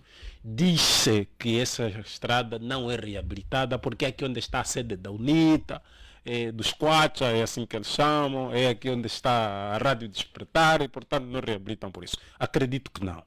Eu gostava de apelar à administração de Viana, que esta é uma via importantíssima, uma via principal, que se pudesse dar então a atenção a esta via. Sim, portanto, quem vai para o Zango, Calumbo, portanto, é uma via importante para a vida diariamente. Certamente. Coitado. Obrigado, doutor. Doutor David, é também o seu negativo? Um negativo e um positivo, por favor, rapidinho, em um minuto. O meu negativo é que, de facto, a programação que se faz do campeão da paz, como se chama, o presidente João Lourenço, preocupa-se, portanto, a vender a imagem que não é real fora do país, vai lá tratar paz para Ruanda, para Congo Democrático, para ostentar, digamos assim, o estatuto que ele pretende ser presidente da União Europeia, da União Africana para o próximo ano, enquanto aqui em Cabinda há declarações de guerra por aí fora. Então o campeão de paz deixa a sua casa em chama, ele vai resolver o problema dos outros. Portanto, para mim isso é negativo, não se pode buscar, portanto, o sofrimento de um para facilitar a propaganda dos outros fora do país. Portanto, aí, para mim, é um aspecto negativo. Tem que se resolver o problema de Cabinda, buscar os consensos e soluções para a solução.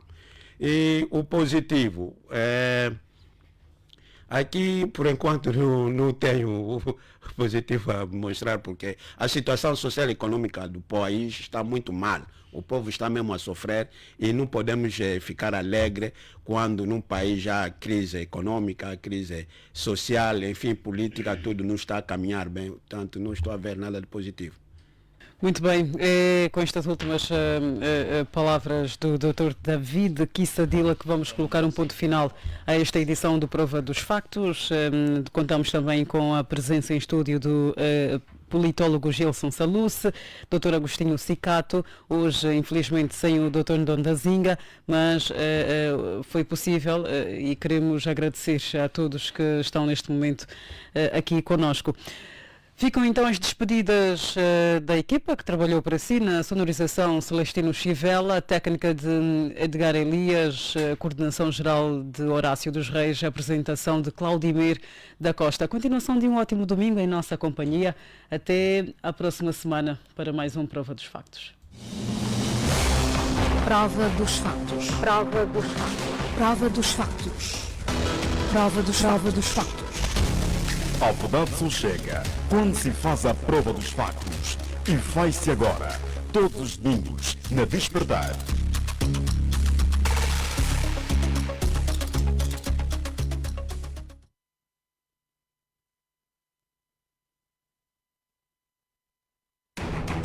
Num mundo cada vez mais dinâmico, as explicações para os factos que interferem na vida de cada um precisam de um olhar global e especializado. Sua Excelência Presidente da República já disse que esse ano vai ser um ano superavitário e significa dizer que aquilo que os professores universitários estão a exigir é possível de ser cumprido. Não deve haver, em regra, repressão sobre o direito à manifestação, por ser direitos fundamentais, constitucionalmente consagrados, cujo a todo cidadão é assistido esse direito. Num dia ganha-se, no outro dia perde. É preciso saber estar em democracia. Prova dos factos. Rádio Despertar. A vitória da liberdade.